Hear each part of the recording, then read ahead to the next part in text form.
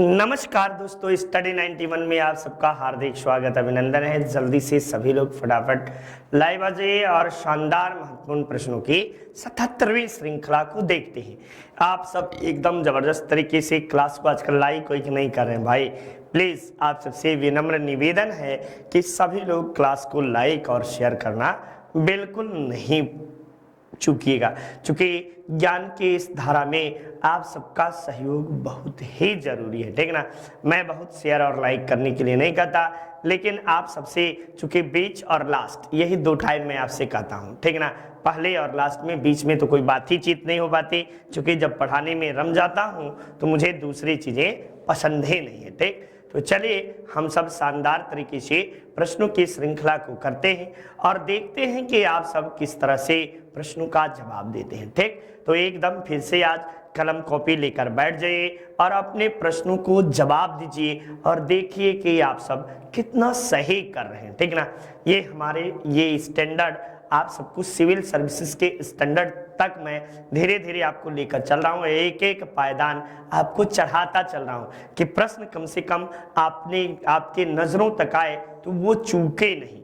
और एक प्रश्न ही नहीं बताता हूँ, उसके साथ कम से कम 8 या 10 तो व्याख्याएं मैं करता ही करता हूँ, आप सब देखते हैं। तो चलिए आइए हम सब शानदार तरीके से प्रश्नों को आगे बढ़ाते हैं।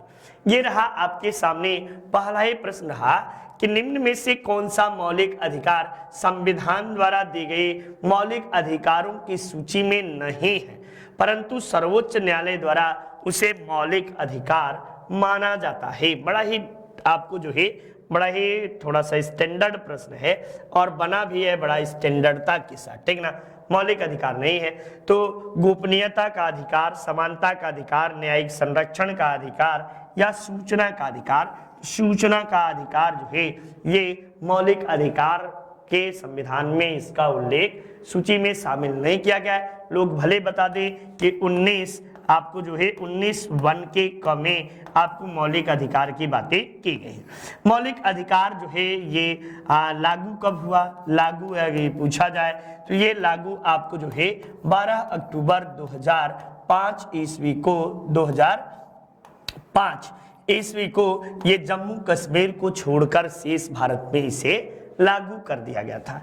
ये आपको इसके प्रथम अध्यक्ष कौन थे? प्रथम अध्यक्ष तो बताइएगा वजाहत हबीबुल्ला, वजाहत हबीबुल्ला ये आपको थे। और आप सबसे मैं पूछ रहा हूं कि वर्तमान कौन है? ये कमेंट बॉक्स में पहला ही प्रश्न का वर्तमान अध्यक्ष कौन, ये वर्तमान अध्यक्ष, ये कमेंट बॉक्स में आप लोग जवाब देंगे और देखना चाहते हैं कि कितने लोगों की तैयारी सही तरीके से है। निजता का अधिकार किसमें है? तो अनुच्छेद 21 ग में आपको निजता का अधिकार का वर्णन किया गया है। समता का अधिकार 14 से लेकर आपको जो है कि 19 तक समता का अधिकार की बातें की गई हैं, ठीक। चलिए निम्नलिखित में से किसने बाहरी ब्रिटिश सरकार को, यानी जो बाहरी हो चुकी है, सुनाने के लिए आपको जो है केंद्रीय विधानमंडल में 8 अप्रैल 1929 ईस्वी को बम फेंका था? तो ये दो व्यक्ति थे, एक भगत सिंह साहब थे और दूसरे बटुकेश्वर दत्त थे। इन दोनों के द्वारा आपको जो है लाहौर में स्थित लाहौर जो है आपको लाहौर पार्लियामेंट में आपको जो है बम फेंका गया था, ये इनके द्वारा। और ये पहले और चौथे ऑप्शन में ऑप्शन संख्या 4 इज योर राइट आंसर, ठीक ना। 4 और यहीं पर आपको बम फेंकते समय भगत सिंह द्वारा इंकलाब जिंदाबाद का नारा दिया गया था। जिंदाबाद आपको जो है जिंदाबाद कहा गया। इनकलाब का अर्थ होता है क्रांतिकारी अमर रहे, इसका अर्थ होता है क्रांतिकारी अमर रहे, ठीक ना, अमर रहे, ये इसका अर्थ होता है। और इसी बात पे सुभाष चंद्र बोस ने कहा था कि इनकलाब ही भगत सिंह है और भगत सिंह ही इनकलाब है, यानी भगत सिंह जिंदाबाद अमर रहे। ये बातें आपको सुभाष चंद्र बोस जी के द्वारा कहा जाता है। ठीक, चलिए निम्नलिखित कथनों का कौन सा सही है? लाला लाजपत राय भारतीय राष्ट्रीय, अच्छा सही नहीं है पूछा है, ठीक ना, नहीं है पूछ लिया है। लाला लाजपत राय भारतीय राष्ट्रीय कांग्रेस के अध्यक्ष कभी नहीं चुने गए थे भैया, भारतीय राष्ट्रीय कांग्रेस के अध्यक्ष बने थे, और यही आपको पहला ही आंसर पकड़ा गया, आगे पढ़ने की जरूरत ही नहीं पड़ी। ये अध्यक्ष कब बने थे? तो 1920 कलकत्ता अधिवेशन, सबको याद होगा कलकत्ता अधिवेशन, और इसी अधिवेशन में गांधी जी का आपको जो है असहयोग आंदोलन इसी अधिवेशन में गांधी जी का पारित हुआ था, ठीक ना, असहयोग आंदोलन इसी समय पारित हुआ था, और कलकत्ता के विशेष अधिवेशन के अध्यक्षता किए थे। बाकी महात्मा गांधी आत्मकथा मूल रूप से गुजराती भाषा में लिखी थी, बिल्कुल, एक्सपेरिमेंट विथ माय ट्रूथ जो है ये गुजराती भाषा में है, और गांधी जी की आत्मकथा है। सैंडलर आयोग जो है ये 1917 ईस्वी में आपको जो है शिक्षा से कलकत्ता विश्वविद्यालय से जुड़ा हुआ था, बिल्कुल सही है। भारत में अंग्रेजी शिक्षा के प्रचार सहायता के लिए हिंदू कॉलेज आपको कलकत्ता प्रथम संस्था थी, बिल्कुल है। इसकी स्थापना राजा राम मोहन राय ने किया था, राजा राम मोहन राय, ठीक ना, मोहन राय द्वारा इसकी स्थापना 1817 ईस्वी में आपको जो है एक डच घड़ीसाज डेविड हेयर की सहायता से की गई थी, ठीक ना। ये सारी लाइन जितना बोलता हूं ना आप कॉपी कलम पर लिख लिया करो, बहुत बातें मैं लिखना चाहता हूं लेकिन समय बहुत कम होता है, 1 घंटे में सारी व्याख्या के साथ आपको बताना भी थोड़ा सा कठिन है, ठीक। तो एकदम आप भी साथ दीजिए, हम भी आपका एंजॉय अच्छे तरीके से करें। ये देखिए पौधा संरक्षण संगरोध एवं भंडारण आपको जो है निर्देशालय कहाँ स्थित है? अहमदाबाद, हैदराबाद, फरीदाबाद, नई दिल्ली। तो इसकी स्थापना आपको फरीदाबाद में है, ठीक ना, कहाँ पे? फरीदाबाद में आपको पौधा संरक्षण संगरोध एवं भंडारण निर्देशालय कहाँ है? तो फरीदाबाद। ये आपको पहली बार, अभी तक शायद आप इतने दिनों से पढ़ रहे हैं, यह प्रश्न पहली बार आपके सामने आया है ना, इसके पहले कभी नहीं आया होगा। तो ये सब प्रश्न ही परीक्षाओं में हमें आपको बाहर करने के लिए आते हैं, जो आपको कभी पढ़े होते हैं वही ये प्रश्नों को करते हैं, ठीक ना। और हम सब बाहर कब होते हैं?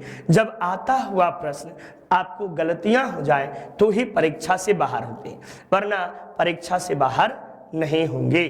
कुछ विद्यार्थी हमारी क्लास को जो देखते हैं वो 1, 2, 4 नंबर से बाहर हुए हैं, उन सबको एकदम मैं सलाह देता हूं कि धैर्य के साथ पढ़िए, और आशा उम्मीद यही करता हूं कि आप सब हर एक एग्जाम को जबरदस्त तरीके से किट कर जाएंगे, तोड़ देंगे, एकदम बेड़ा पार कर देंगे, और जिंदगी आपकी बिल्कुल सफल हो जाएगी। नेक्स्ट, गेहूं में सिंचाई की सबसे मुख्य अवस्था क्या है? दुधिया है, पुष्पावस्था है, फुटाव है, शिखर जड़ बनना है। तो आपको गेहूं की सिंचाई का मुख्य अवस्था जो है शिखर जड़ बनना, ठीक ना, शिखर जड़ बनना ये बहुत ही अवस्था माना जाता है। अब गेहूं ये आपको जो है कौन सी जलवायु की फसल है? जलवायु इसके लिए कौन सी चाहिए? तो समशीतोष्ण प्रकार के जलवायु आपको चाहता है, समशीतोष्ण। यदि बात की जाए कि इसके लिए तापमान, औसत तापमान कितना होना चाहिए? तो औसत तापमान जो है, तापमान इसका 12.5 डिग्री बड़ा अच्छा माना जाता है, 12.5 डिग्री सेंटीग्रेड इसका सबसे अच्छा तापमान माना जाता है। यदि बात की जाए मृदा के, तो आपको दोमट बलुई मिट्टी, दोमट मिट्टी या दोमट बलुई मिट्टी इसकी सबसे अच्छी मानी जाती है। साथ ही साथ आप सबको बता दें, ये आपको जो है कि इसमें कौन सा प्रोटीन पाया जाता है? तो ग्लूटीन नामक आपको प्रोटीन पाया जाता है। ये आप सब बहुत, ये इक्का दुक्का बात लेकिन बड़ा इंपॉर्टेंट चीजें हैं। कौन सी प्रोटीन पाई जाती है? तो ग्लूटेन नामक प्रोटीन पाई जाती है, ठीक ना। ये आप सब याद किए रहिए। और इसके साथ साथ आपको वर्षा कितनी होती है? तो वर्षा भी बता दीजिएगा, 75 से 100 सेंटीमीटर आपको जो है, आपको 100 सेंटीमीटर इसके लिए वर्षा उपयुक्त मानी जाती है, ठीक। तो ट्रिटिकम ऑस्टिवम आपको इसका वैज्ञानिक नाम भी है। तो ये सारी बातें आप सबके लिए है। नेक्स्ट देखिए, वीडियो शानदार तरीके से हमारी संस्था की ओर से पढ़ाया गया है, इसे आप परचेज कर सकते हैं, आप इसे शानदार तरीके से पढ़ सकते हैं। अब आप सोचो, एक शब्द आया है 1 2 3 4 5, 5 1 6 प्रश्न का जवाब, और 7 एक मैंने वैज्ञानिक नाम भी बताया है, ठीक ना। ये बातें भी 7 क्वेश्चन का जवाब आपको मैंने एक प्रश्न में दिया। यदि आप 45 क्वेश्चन करते हैं और गिरी हालत में मैं 30 या 35 का भी जवाब इतने में देता हूं, तो 17 21 210 प्रश्नों का आपने जवाब सीखा, ठीक ना। आप अंदाजा लगाओ कि एक बार में 210 प्रश्न कर रहे हैं, अब क्या लेंगे, मेरी जान लेंगे क्या? अब तो मैं उम्मीद इससे ऊपर नहीं कर सकता हूं, ठीक ना। और आप सब देख रहे होंगे, तमाम लोग, किसी को कहने की जरूरत नहीं, नंबर ऑफ द यूट्यूबर्स है, और क्या पढ़ाते हैं क्या नहीं ये आप सबको, लेकिन फिर भी मेरी क्लास, क्या मुझ में कमी है मैं खुद भी नहीं समझ पाता हूँ, ठीक ना। लेकिन जो भी आप सब हैं, आप सबके जो है कि कम से कम साथ बनाए रखिए, अपने इष्ट मित्रों को ज़्यादा से ज़्यादा शेयर कर दीजिएगा, इतना ही कहूँगा। बाकी आप अपना भविष्य तय करिए, जिसको जहाँ तक जाना होगा वो वहाँ तक जाएगा, ठीक। नेक्स्ट देखो, ये आपको जो है वीडियो शानदार तरीके से हमारी संस्था की ओर से किताब लिखी गई है, आप इसे भी परचेज कर सकते हैं और खूब मन लगा के आप इसे भी पढ़िएगा। नेक्स्ट देखिए, निम्न में से किसने वास्को डिगामा का कालीकट पर स्वागत किया? वास्को डिगामा ये आपको कहाँ का यात्री था? तो पुर्तगाली था, पुर्तगाली था। और ये कब आया? तो 1498 ईस्वी में भारत आया। किसकी सहायता से आया? तो अब्दुल मानिक की सहायता से। अब्दुल मानिक, ये आपको मानिक गुजराती पथ प्रदर्शक था, गुजराती पथ प्रदर्शक की सहायता से आपको आया, ठीक ना। प्रारंभ में इसका स्वागत करने से इनकार कर दिया था जमोरिन। किस बंदरगाह पर आया? तो कोच्चि बंदरगाह पे, कोचिन या कोच्चि बंदरगाह पे आपको आया, और जमोरिन ने इसका स्वागत किया, ठीक ना। इसने, जमोरिन ने आपको इसका स्वागत किया। ये आपको जो है प्रमुख बातें, ये कुल 3 बार भारत आया, 3 बार, ठीक ना, 3 बार भारत आया, ठीक। ये बातें भी याद रखिए। महाराष्ट्र में विधवा पुनर्विवाह हेतु अभियान किसने चलाया?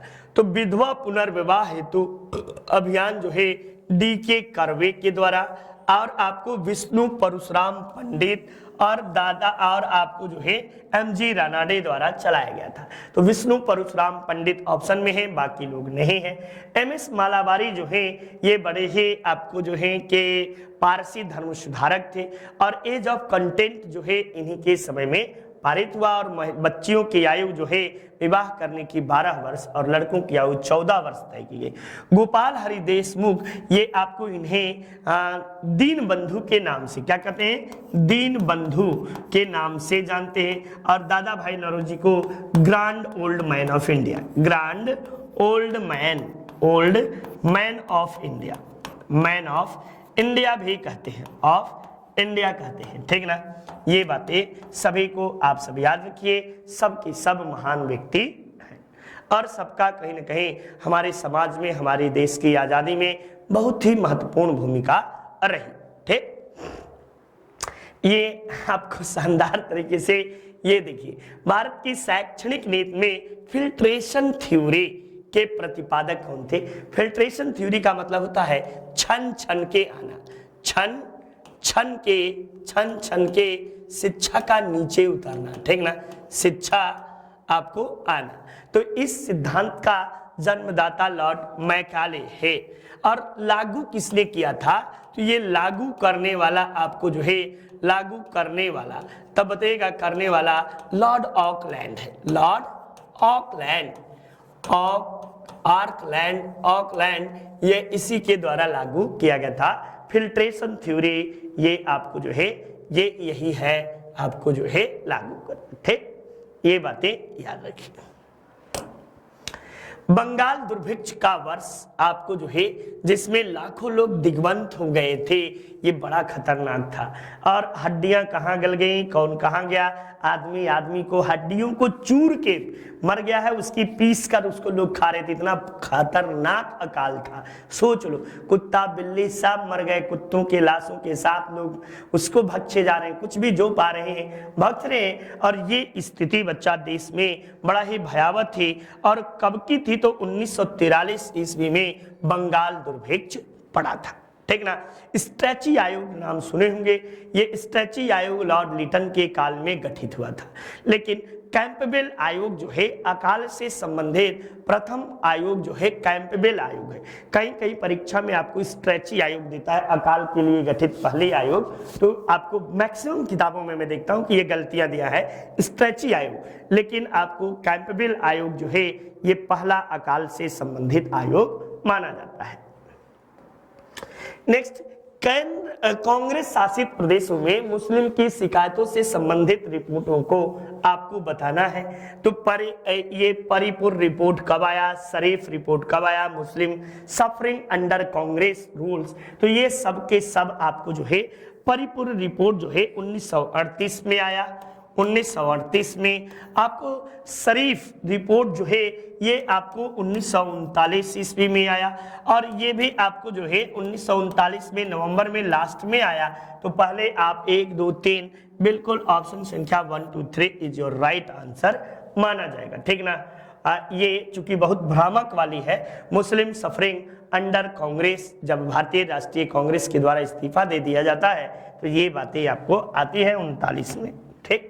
ये करीब दिसंबर में, 9 अक्टूबर में, ठीक। यूपी ट्रिपल एस से शानदार तरीके से हमारी संस्था की ओर से ग्राम विकास का 600 वीडियो आवर है, फ्री टेस्ट सीरीज है, स्मार्ट पीडीएफ मटेरियल है और ऑफलाइन डाउनलोड करने की भी सुविधा दी गई है। तो ये सारी चीजें आप कर सकते हैं और जबरदस्त तरीके से आप अपनी तैयारी को जारी रखिए, ठीक ना।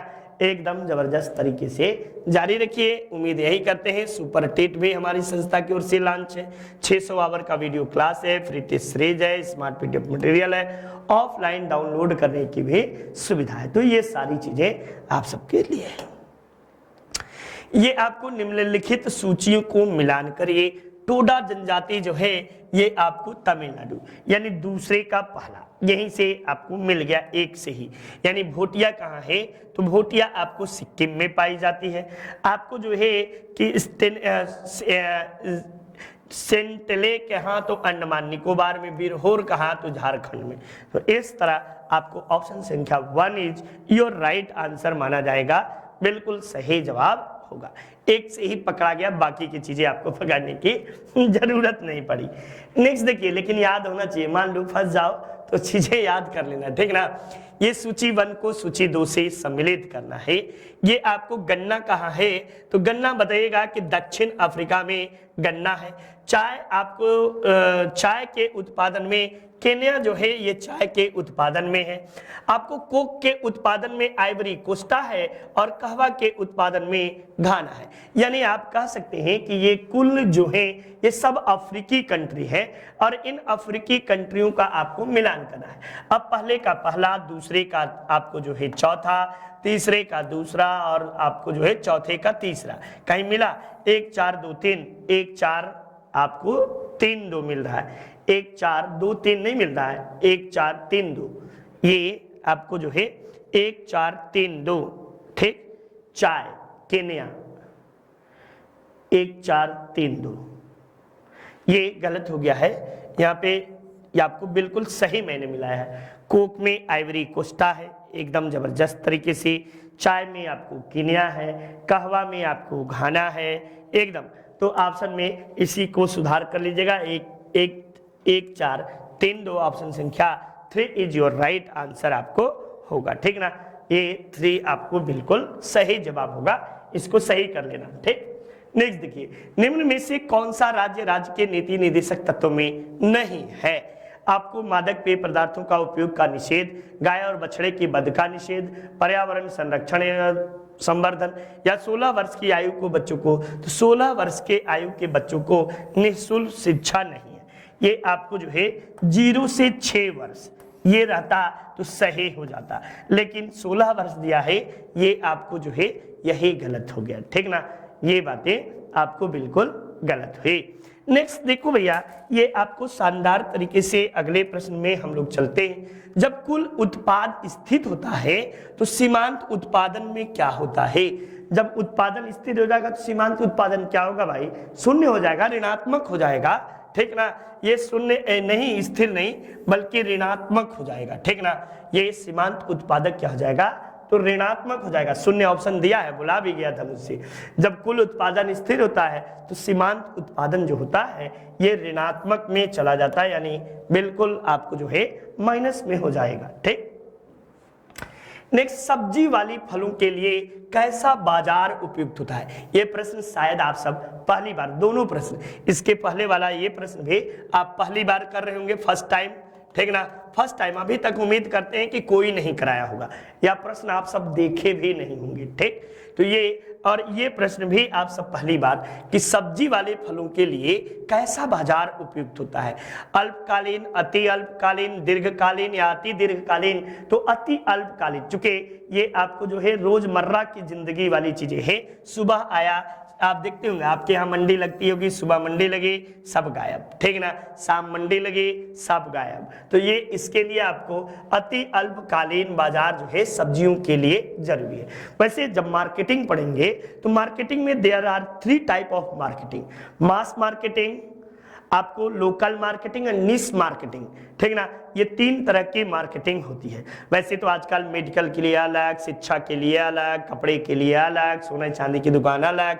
अब देखते होंगे इससे मार्केट में क्या होता है, there are number of the buyers and there are number of the sellers.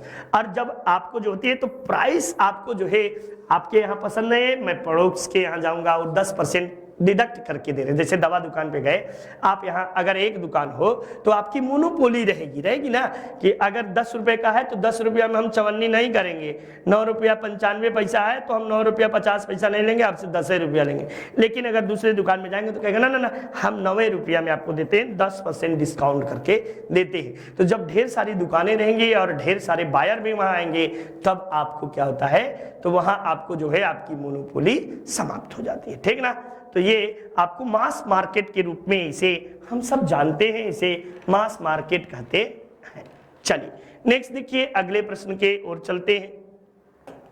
ये रहा आपको सरकारी नौकरी में हमारी जिद है। ये हमारे पेट के द्वारा, हमारी संस्था के द्वारा पेट का बैच लॉन्च किया गया है। आप अधिक से अधिक लोग जो भी पेट में पिछला चुके हैं, कम नंबर पाए हैं, उनसे ये हार्दिक निवेदन है कि आप सब पेट को ज्वाइन करिए और देखिए पेट में आपको किस तरह से दी जाती है, ठीक ना। तो पेट एकदम शानदार तरीके से हमारी संस्था की ओर से पढ़ाया जाता है। पिछला मेरा रिकॉर्ड भी बड़ा अच्छा रहा आप सबके सहयोग से, कि मैंने पढ़ाया और सारे के सारे प्रश्न जो है पढ़ाए हुए आए थे, ठीक ना।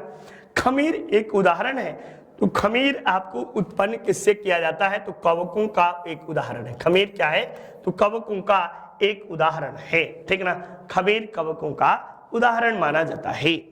नेक्स्ट देखिए, आधुनिक ब्रह्मोस सुपर सोनिक मिसाइल जैसे प्रौद्योगिकी के भारत ने किसके साथ? तो ब्रह्मोस शब्द 2 शब्दों से, 2 नदियों से बिना है। एक आपको ब्रह्मपुत्र, ब्रह्मपुत्र ये नदी कहाँ है? तो भारत में है। और दूसरा मास्कोवा, ये मास्कोवा नदी कहाँ है? तो रूस में बहती है और मास्को इसी पर स्थित है, ठीक ना। तो इसी से बन गया ब्रह्मोस, ठीक ना। ब्रह्मोस जो है इसी से बना ब्रह्मोस, ठीक ना। तो ये बातें याद रखिएगा। ये जल, थल और नभ तीनों स्थानों में आपको वायुसेना, जल सेना, तीनों सेनाओं में इसे शामिल किया गया है, ये सुपरसोनिक मिसाइल को। आपको जो है वन संरक्षण अधिनियम कब पारित हुआ? तो वन संरक्षण अधिनियम जो है बच्चा 1980 ईस्वी में वन संरक्षण अधिनियम पारित हुआ। कब? 1980 में वन संरक्षण अधिनियम आपको पारित किया गया, ठीक। तो ये शानदार तरीके से आप सब देखते हैं। भारत के लिए निम्नलिखित पारिस्थितिकी क्षेत्रों में से कौन सा सुमेलित नहीं है? ये सुमेलित कौन सा नहीं है? पश्चिमी घाट, आर्द्रवन, तराई द्वार, चौड़ी पत्ते, कच्छकारण, घास के प्रदेश, या आपको पूर्वी जो है के आर्द्रवन। तो भैया पश्चिमी घाट में, दक्षिण पश्चिमी घाट में आपको जो है कच्छकारण, ये जबरदस्त तरीके से प्रश्न है, बड़ा ही फंसाने वाला। कक्ष का रण में आपको घास का प्रदेश नहीं होना चाहिए, ठीक ना, ये आपको नहीं होना चाहिए। कक्ष के रण में मैंग्रोव वन है, मैंग्रोव वन या मैंग्रोव वन आपको या कक्ष वन आपको पाया जाता है, ये बातें होनी चाहिए मेरे समझ से, ठीक ना। तो ये आप सबके लिए है, ठीक। दक्षिणी पश्चिमी घाट में आर्द्र वन, ये भी गलत है। यदि देखा जाए तो यहाँ पर भी आर्द्र वन नहीं होना चाहिए। यहाँ पर आपको किस तरह का वन होना चाहिए, तो आपको जो है उष्ण कटिबंधीय, दक्षिणी पश्चिमी में उष्ण कटिबंधीय, ये प्रश्न दोहरी गलतियां लिए हुए हैं। या तो आपको आयोग जो है पहले को आंसर मान रहा है, लेकिन घास के प्रदेश कक्ष कारण घास का प्रदेश नहीं है, यहाँ पे मैंग्रोव वन पाया जाता है, ठीक है ना। तो आइए हम सब इसी के साथ चलते हैं, ज्यादा नियरेस्ट आंसर आप लोग कर लीजिएगा, एक बार सभी लोग चेक भी कर लीजिएगा, ठीक। उत्तर प्रदेश में राजकीय मेडिकल कॉलेज आपको स्थापना किया जा रहा है, कहाँ पे किया जा रहा है, तो बदायूं और जौनपुर में, बिजनौर और सुल्तानपुर में, बुलंदशहर और हरदोई में, एटा या प्रतापगढ़ में। तब आप जवाब दीजिएगा कि इसके स्थापना बदायूं और जौनपुर में आपको राजकीय मेडिकल कॉलेज की जा रही है, ठीक। चलिए नेक्स्ट ये Hindi individual bye Nitin sir, जबरदस्त तरीके से नितिन सर ने पढ़ाया है, आप इसे परचेज कर सकते हैं और खूब मन लगा के पढ़िएगा, ठीक ना, बिना मन लगाए और अब पछताए होत क्या जब चिड़िया चुग गई खेत वाली कहावत नहीं करिएगा। आप सब खूब अच्छे से पढ़िएगा और अच्छे से, इतना अच्छे से पढ़िए कि आपका भी सीना गदगद हो जाए जब सफलता मिले तो। कम से कम खूब आंसू तो निकले कि कितनी मेहनत के बाद मुझे, और वो आंसू वास्तव में खुशी के आंसू अद्भुत होता है। जब आपको सफलता मिलेगी ना, तब आप उसका अंदाजा, जितने आलोचक होते हैं, जितने आप सब, कितने बच्चियां इसमें ऐसे हैं जो काफ़ी आपको घर के दबाव में हैं, मैं जानता हूं, जिनकी उम्र बहुत ज़्यादा भी होने लगी है, लड़कियों की आयु, आपको जो है ये सारी चीज़ें, लेकिन फिर भी वो आपको मेहनत कर रहे हैं। धन्य है आप सब, आप सबको सत नमन है मेरा, ठीक ना। आप इसी तरह खूब मन लगा के पढ़ते रहिए और खासकर बालिकाओं को घर से निकलने की इजाज़त नहीं मिलती। आज कितना भी हम स्वच्छंद मानसिकता के हो गए हैं, लेकिन अभी भी कहीं ना कहीं गुलामी की बेड़ियां जो है हमारे ऊपर जकड़ी हुई हैं, ठीक ना। और समाज में कुछ ऐसे घटनाएं भी हैं कि एक सड़ी मछली के कारण पूरा समाज जो है, पूरा तालाब गंदा हो जाता है। तो कुछ ऐसी समाज में उपद्रवी किस्म के तत्व हैं जो आए दिन हम सब घटनाओं को देखते हैं। इतने कानून, इतनी नई नियमें आ रही हैं, लेकिन फिर भी लोगों के अंदर जो है वो बदलाव सिर्फ कहने के लिए बदलाव है, मानसिकता और खराब होती जा रही है, ठीक ना। तो ये सारी चीज़ें मैं क्या बोलूँ, यही सब बोलने लगूंगा तो पूरा क्लास समय चला जाता है, क्योंकि उपदेश देने में बड़ा मजा आता है मुझे भी, ठीक ना, इथिक्स की बातें करने में। और सोचता हूँ कि कभी कभी आप सबको इथिक्स बताऊं, लेकिन समय को जाया न हो, इसके लिए मैं प्रश्न बहुत ढेर सारा लेके आता हूँ। चलिए एकदम देखिए, ये आपको निम्नलिखित में से कौन सा सही सुमेलित नहीं है, तो आपको सही सुमेलित नहीं है। मोतीलाल नेहरू रिपोर्ट तैयार की थी, चंपारण आंदोलन, आपको खिलाफत आंदोलन, यही नहीं है। एम.ए. जिन्ना ने खिलाफत आंदोलन का शौकत अली और मोहम्मद अली, शौकत अली और मोहम्मद अली एवं मोहम्मद अली द्वारा आपको जो है ये दोनों भाइयों द्वारा खिलाफत आंदोलन की शुरुआत की गई थी। जिन्ना नहीं थे, जिन्ना ने खिलाफत आंदोलन का विरोध किया था, ठीक ना। और जिन्ना ने गांधी जी को भी कहा था कि आप जो है ये दंगाई लोगों को आप सपोर्ट कर रहे हैं, रूढ़िवादी लोगों को ये सपोर्ट कर रहे हैं, लेकिन बाद में जिन्ना स्वयं शामिल हो जाते हैं और देश के विभाजन के रेखा खड़ा कर देते हैं। निम्नलिखित कथनों पर विचार करिए। सागरों के ऊपर 30 डिग्री से 35 डिग्री उत्तर और दक्षिणी अक्षांश पर विद्यमान दो कटिबंधों में से प्रत्येक अक्ष अक्षांश कहलाता है या अक्ष अक्षांश निम्न दाब कटिबंध है। केवल एक, केवल दो, एक और दो, दोनों, न तो एक न तो दो। ये प्रश्न भी थोड़ा सा कठिन है, ये प्रश्न आप सब पहली बार कर रहे होंगे, तो मैं उम्मीद यही करता हूं कि ये आपको जो होता है, ये इस प्रश्न का जवाब जो है शानदार तरीके से आप सब क्या देंगे, कमेंट बॉक्स में जल्दी से जवाब दीजिए। तो 2 मिनट आप सबका जवाब भी देख लो कि कितना सही है, कितना आप सब जो है सही जवाब देते हैं। ये भी कभी कभी हमको भी देखना पड़ जाता है भाई, कितना जवाब आप सब देते हैं सही, ठीक। देख लो कितने जवाब आप सब कितने पानी में हो, ये जवाब आप सब जरूर से दीजिए। थोड़ा सा पानी हम भी पी लेते हैं, आप लोग जवाब देते रहिए तब तक हम पानी पीते हैं, ठीक ना।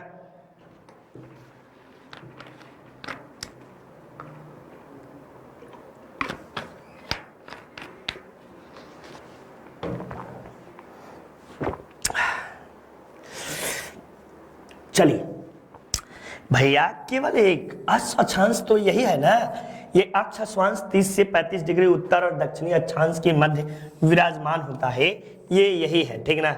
ये आपको ये भाग जो होता है 30 से 35, ये उत्तर और दक्षिण, ये पूरा क्षेत्र जो है 23 और 35, यही आपको अक्षांश कहलाता है। खास कर ये दक्षिणी गोलार्ध में आपको ज्यादा विद्यमान रहता है, दक्षिणी गोलार्ध में आपको जो है ये। और अक्षांश इसलिए कहते हैं कि जब आपको अरब सागर में तेज हवाएं चलती थी तो घोड़ा जो अरब व्यापारी थे ये अपने साथ घोड़ों का व्यापार करते थे। अक्षांश क्यों इसका नाम पड़ा ये बता रहे हैं, ये व्यापार करते थे और हवाएं बहुत पश्चिमा पवन जो है, पछुआ पवन बहुत तेज चलती थी। तेज चलने के कारण जो है नाव डूबने के चांस होते थे, तो नाव न डूबे इसके लिए लोग घोड़े को फेंक देते समुद्र में, ठीक ना। तो ऐसी स्थिति में इसे अक्षांश के नाम से कहा गया, ठीक। तो ये बातें थी। नेक्स्ट, एक मार्ग का संबंध किससे है, तो एक मार्ग जो है ये आपको गुणवत्ता से है, यानी किसी भी आपको जो है कच्चे पदार्थ, जो खाद्य पदार्थ, ये कह सकते हो खाद्य पदार्थ की गुणवत्ता से, खाद्य पदार्थ की गुणवत्ता से संबंधित है एक मार्ग। एक मार्ग का कार्यालय कहाँ है, तो नागपुर में है। नागपुर में आपको एक मार्ग का कार्यालय आपको नागपुर में है। इसकी स्थापना 1938 ईस्वी में की गई है, ठीक है ना। 1938 ईस्वी में 37 में, सॉरी, इसकी स्थापना 1937 कर लेना, 38 नहीं करना, 37 में एक मार्ग की स्थापना की गई है, ठीक। चलिए नेक्स्ट, झूठ का पता लगाने वाले यंत्र को क्या कहा जाता है, झूठ का पता पॉलीग्राफी के द्वारा झूठ का पता लगाया जाता है, ठीक ना। पॉलीग्राफी जो है यह आपको झूठ का पता लगाने वाला यंत्र कहलाता है। नेक्स्ट, सूची 1 को सूची 2 से सम्मिलित करिए और नीचे दिए गए सूचियों को मिलान करिए। कुद्रेमुख चिकमंगलुरु में है, कर्नाटक के। काजीरंगा, ये काजीरंगा जो है ये कहाँ है, तो साइलेंट वैली ये पालघाट में है, बिल्कुल सही है। यानी दूसरे का आपको जो है पहला, दूसरे का पहला 2 ऑप्शन मिले और आपको जो है तीसरे का दूसरा, यानी काजीरंगा जो है गोलघाट और पेंच घाट जो है ये नागपुर में है। आपको इस तरह से पहले का चौथा, दूसरे का पहला, तीसरे का दूसरा और चौथे का आपको तीसरा, यानी ऑप्शन संख्या 2 इज योर राइट आंसर। 2 जो है ये 25 का 2 बिल्कुल सही जवाब हुआ, ठीक ना। ये मिलान कर लीजिएगा, 25 का 2 एकदम सही जवाब हुआ। ये भी प्रश्न आप पहली बार देख रहे हो ना, कोई बात नहीं, प्रश्नों को देखते चलिए और करते चलिए। चूंकि आराम से पढ़ा रहा हूँ, गले की दिक्कत है गले में, फिर भी मैं आप सबको जल्दी जल्दी ही बताने की कोशिश कर रहा हूँ कि आप ज्यादा से ज्यादा जानो, ठीक ना। और नहीं तो फिर कुछ भी नहीं है जगत में, ये एक बातें याद रखना, ठीक। आप अपने मरने से ही स्वर्ग मिलता है, दूसरा कितना भी मर जाए ना, स्वर्ग नहीं मिलेगा आपको। स्वर्ग में जाने के लिए स्वयं मेहनत करनी पड़ेगी।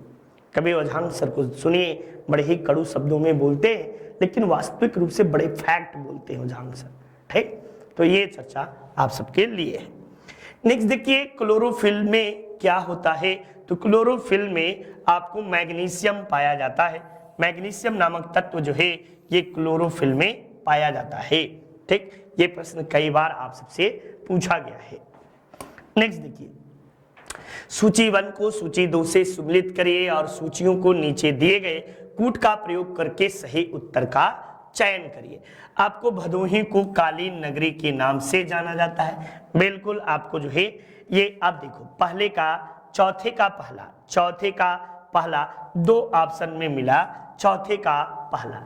अब ककनी नारा, ये आपको ककनी नारा किस लिए जाना जाता है? तो ककनी नारा भैया ये आपको जो है ये कहाँ है? तो जूट के लिए ककनी नारा जाना जाता है। विरुद्ध नगर आपको किसके लिए? तो सूती वस्त्र के लिए विरुद्ध नगर।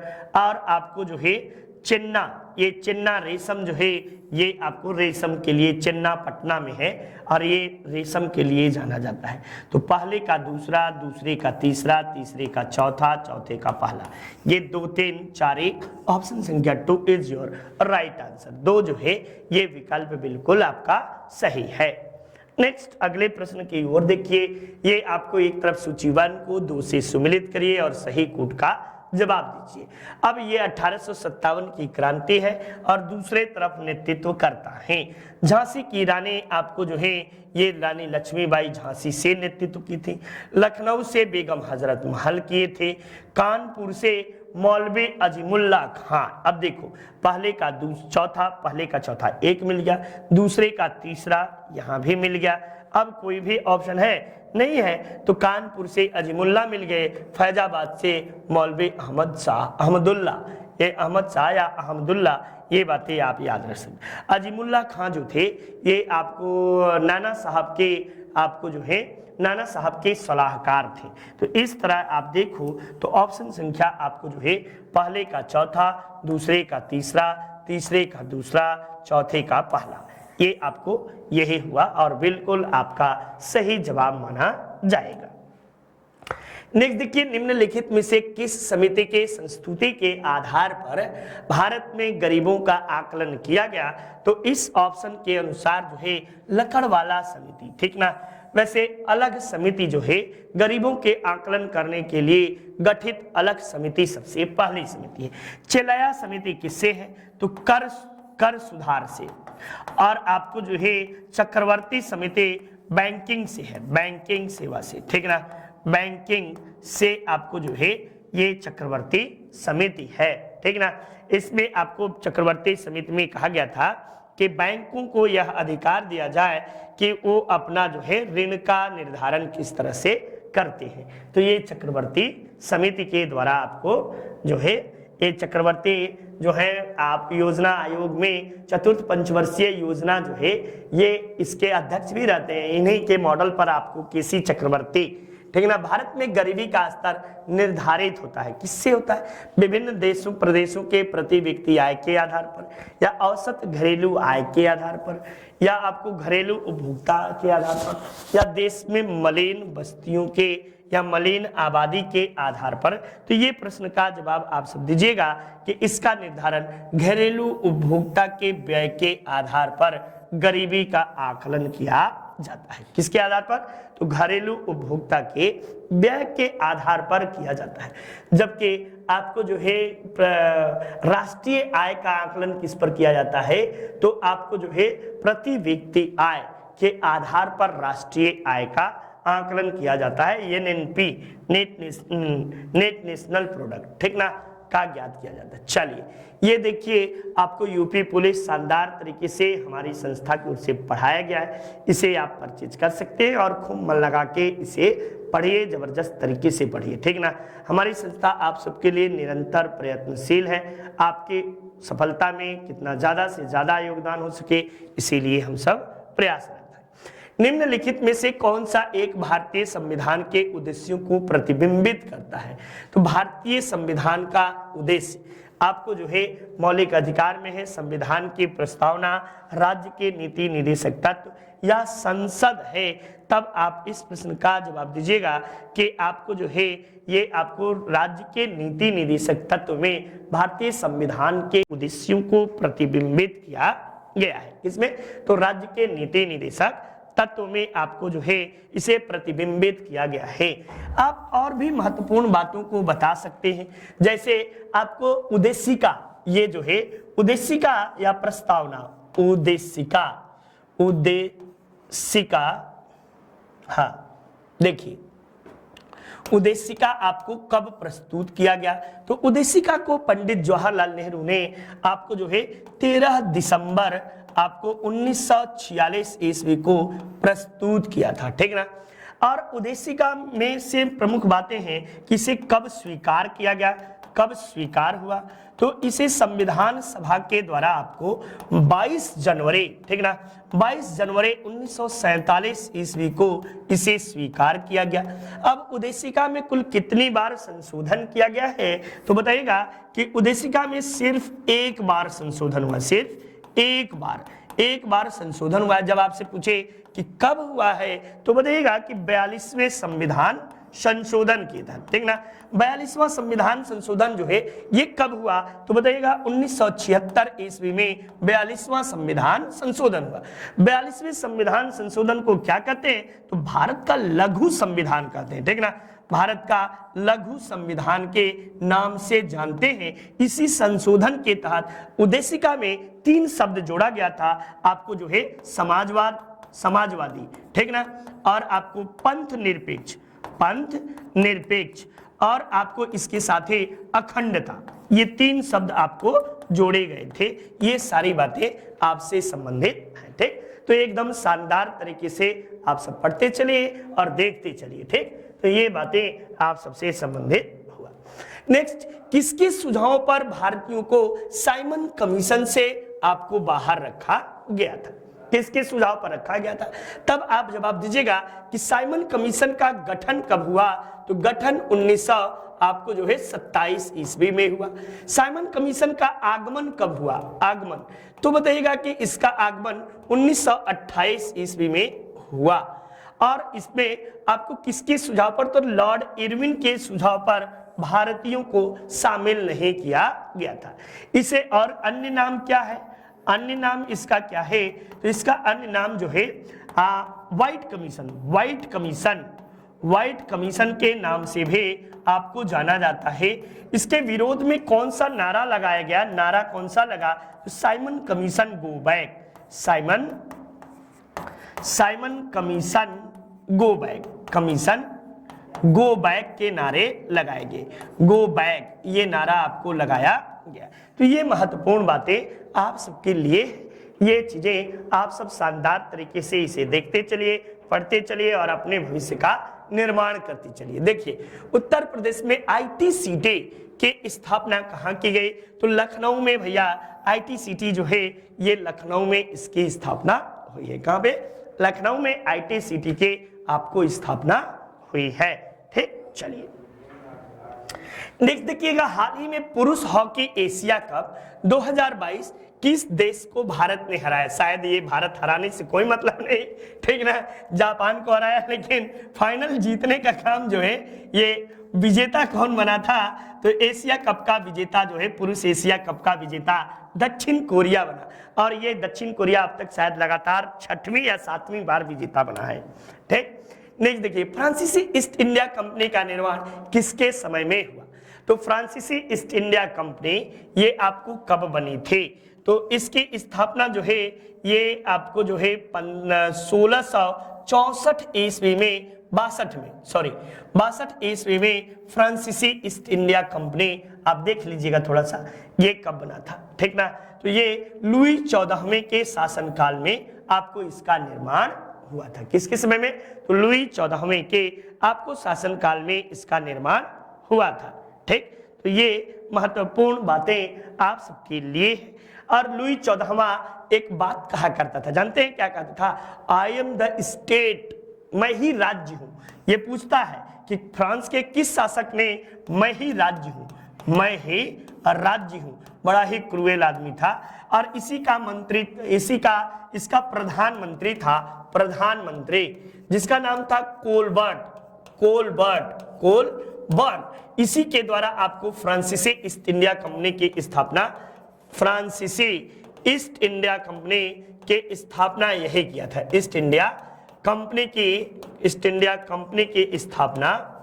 की स्थापना इसी के द्वारा किया गया था, ठीक। ये बातें, मैं ही राज्य हूं। और लुई 16वां जो है ना, इनका बाप था, वो कहता था I am the representative of God, मैं ईश्वर का प्रतिनिधि हूं, मैं ईश्वर का प्रतिनिधि हूं,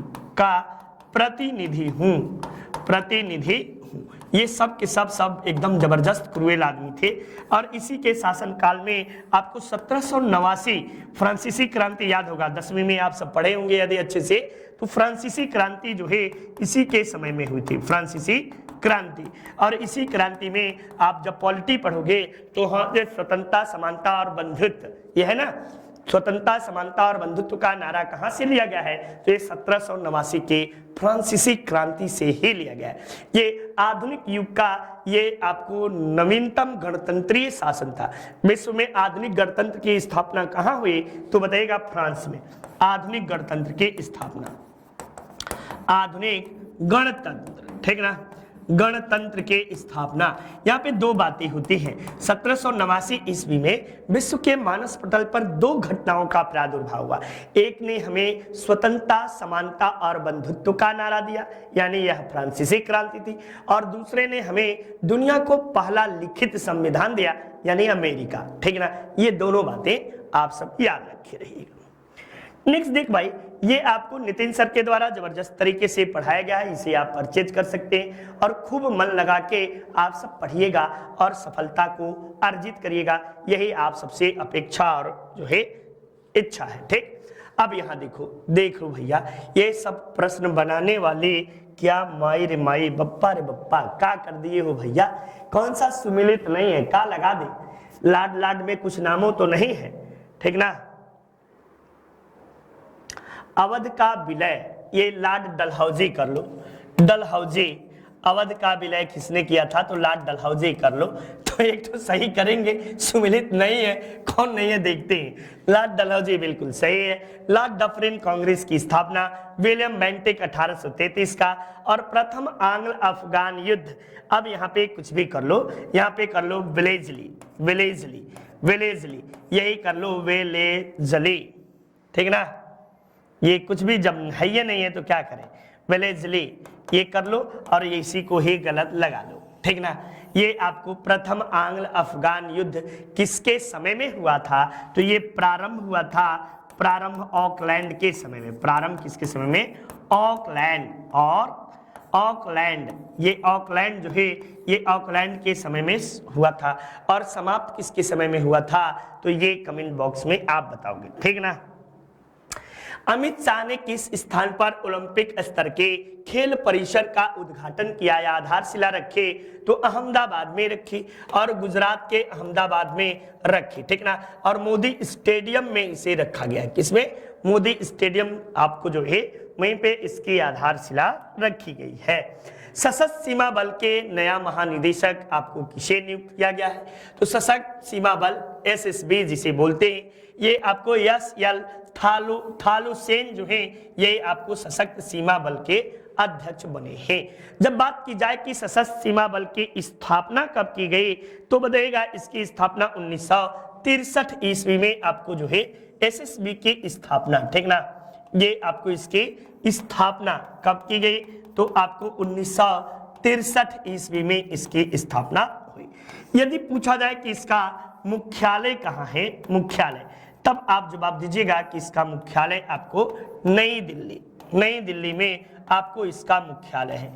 एक बार आप सबसे विनम्र निवेदन है कि क्लास को इतना शेयर कर दो कि वायरल हो जाए, ठीक ना, यही बस, और कुछ नहीं चाहते हैं आपसे, इतना कर दो कि वायरल यूट्यूब में एकदम छा जाए ये क्लास, ठीक। और आप सबके ऊपर यह निर्भर है, आप सब जितना कर दोगे ये आप सबके और मेरे महत्व की चीजें आप सबको जो है एक दिन जरूर से पूर्ण कराएगी, उम्मीद यही करता हूं और इसीलिए इतना पढ़ाता भी हूं, ठीक ना। आपको मई 2000 में कितने करोड़ GST सबसे अधिक अब तक आया है, तो 1.41 लाख करोड़ जो है GST अब तक आई है। कितना, 1.41 लाख करोड़ GST मई महीने में आई है, जो अब तक का सबसे अधिक GST है। वैसे आपको GST की बात की जाए तो GST आपको जो है भारत में कब लागू हुई, तो 1 जुलाई 2017 से। GST का अध्यक्ष कौन होता है, ये लागू कब हुआ, तो आपको जो है 1 जुलाई 2017 से आपको लागू हुआ। और इसका अध्यक्ष कौन होता है, तो अध्यक्ष जो होता है पदेन वित्त मंत्री, पदेन वित्त मंत्री जो होता है इसका अध्यक्ष होता है। आपको जो है कि जीएसटी दुनिया में पहली बार कहां लागू किया गया था, तो पहली बार आपको जो है पहली बार विश्व में आपको फ्रांस में लागू किया गया था। ये सारी बातें, भारत का जीएसटी 5 स्लैब है जीएसटी का, ठीक ना। और आपको जो है 3 प्रकार की जीएसटी है, आईजीएसटी, एसजीएसटी और आपको सीजीएसटी जीएसटी, ठीक ना। तो ये 3 तरह का जीएसटी है। हाल ही में किस खिलाड़ी को सतारा ए पाकिस्तान, ये पाकिस्तान का आपको पुरस्कार है, किसे दिया गया है, तो आपको जो है वेस्ट इंडीज के खिलाड़ी डैरेन सैमी को यह पुरस्कार दिया गया। किसे? डैरेन सैमी को यह पुरस्कार सतारा ए पाकिस्तान दिया गया है। आपको उत्तर प्रदेश लेखपाल शानदार तरीके से यह आपको पढ़ाया गया है और आप सबके सुनहरे भविष्य में ये काफी महत्वपूर्ण रोल भी अदा करने वाला है। ये आपके जीवन के साथ बहुत जबरदस्त तरीके से आपको सफलता भी दिलाएगा, ठीक ना।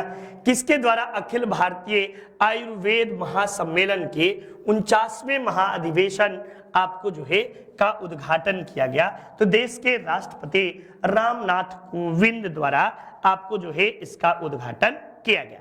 ये इसका उद्घाटन जो है किया गया। अब पूछोगे कि ये भारतीय कहाँ किया गया, तो ये उज्जैन में, उज्जैन मध्य प्रदेश में आपको जो है एमपी, ये उज्जैन में किया गया। उज्जैन का अच्छा पुराना नाम कोई बताएगा?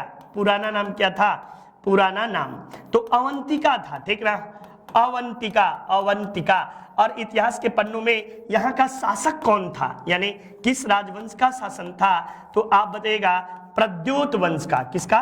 प्रद्योत वंश। और शासक कौन था, तो चंड प्रद्योत, चंड प्रद्योत। इतिहास, जब इतिहास से पढ़ोगे तो आप देखोगे कि इतिहास में बिंबिसार के साथ इसकी बड़ी शत्रुता रहती है, लेकिन बिंबिसार का एक वैद्य था जिसका नाम था जीवक, और जब इसे पंडु रोग हो गया था तो बिंबिसार ने जीवक को भेजा, जीवक ने इसे चिकित्सा की और ठीक हो गया, और दोनों के बीच शत्रुता समाप्त हो गई थी, ठीक ना। यहीं पे एक महत्वपूर्ण बातें, अब उज्जैन में आपको क्या होता है, तो आपको जो है कि उज्जैन से महाकाल की नगरी कहते हैं इसे, महाकाल की नगरी भी इसे जाना जाता है। और इतना ही नहीं, ये चंदेलों की भी राजधानी रह चुकी है। साथ ही साथ आपको जो है कि उज्जैन से महत्वपूर्ण, ये यहाँ पे कुंभ मेले का आयोजन भी होता है, कुंभ मेला का आयोजन, मेला का आयोजन भी आपको यहाँ पर होता है। ये बातें आप सब याद रखिए, ठीक। तो ये सारी बातें आप सबके लिए है। नेक्स्ट देखिए, हाल ही में किस राज्य में देश का पहला लिक्विड मिरर टेलीस्कोप, ठीक ना, आया? ये पश्चिम बंगाल, उत्तराखंड, झारखंड या दिल्ली? तब आप इस प्रश्न में बताइएगा कि उत्तराखंड में देश का पहला आपको जो है लिक्विड मिरर टेलीस्कोप स्थापित किया गया है। नेक्स्ट, हाल ही में राष्ट्रीय सूचना विज्ञान केंद्र के महानिदेशक किसे नियुक्त किया गया है? ये राष्ट्रीय सूचना विज्ञान केंद्र आपको जो है अश्विनी भाटिया, एस कृष्णन, राजेश गेरा या नटराजन सुंदर? तब आप बताइएगा कि इसके अध्यक्ष के रूप में राजेश गेरा को नियुक्त किया गया है। यदि बात की जाए इसकी स्थापना कब की गई, तो इसकी स्थापना, जो इंपॉर्टेंट बातें हैं बस उतना ही जानिए, इसकी स्थापना जो है 1976 ईस्वी में किया गया। इसका मुख्यालय, जब आपसे पूछे कि इसका मुख्यालय कहाँ है, तो मुख्यालय बेटा बता दीजिएगा कि इसका मुख्यालय आपको नई दिल्ली में है, नई दिल्ली में इसका मुख्यालय है, ठीक। तो ये बातें भी आप सब लर्न करते चलिए। नेक्स्ट, आपको नीति आयोग के एसडीजी भारत सूचकांक 2000 आपको जो है 2021 में किस राज्य ने शीर्ष स्थान, तो शीर्ष पे हमेशा आपको जो है केरल रहा है। और केरल के बाद आपको जो है हिमाचल प्रदेश है, हिमाचल प्रदेश के बाद आपको जो है तमिलनाडु है, ठीक ना, हिमाचल प्रदेश, और इसके बाद तमिलनाडु है। जबकि सबसे निचले पायदान पर कौन है, तो बिहार जो है ये सबसे निचले पायदान पर है, सबसे निचले पायदान पर, निचले पायदान पर, निचले पायदान पर आपको पायदान पर बिहार है, ठीक। तो ये महत्वपूर्ण बातें एकदम शानदार तरीके से आप सब देखते चलिए, समझते चलिए। नेक्स्ट देखिए, हाल ही में दुनिया का सबसे तेज सुपर कंप्यूटर कौन सा है, तो फुगाकू है, फ्रंटियर है, टियाना है, परम सिद्ध है, तो फ्रंटियर है। और हाल ही में इस इसे किसने विकसित किया है? तो जर्मनी द्वारा विकसित किया गया है, ठीक ना, विकसित किया गया है। और ये दुनिया का सबसे तेज सुपर कंप्यूटर है, ये करंट का है, और फ्रंटियर जो है सबसे तेज सुपर कंप्यूटर। तो इस तरह से हम सबके क्लासेस समाप्त हुआ। उम्मीद यही करता हूं कि आप सब एक बार क्लास को शेयर और लाइक जरूर करेंगे, और ये आपका सहयोग जरूरी है मेरे लिए, ठीक ना। तो एकदम शानदार तरीके से आप सब सहयोग करिए और वायरल कर दीजिए क्लास को, बस इतना ही। तो आप सबका दिन मंगलमय हो, इन्हीं कामनाओं के साथ जय हिंद, जय भारत, नमस्कार।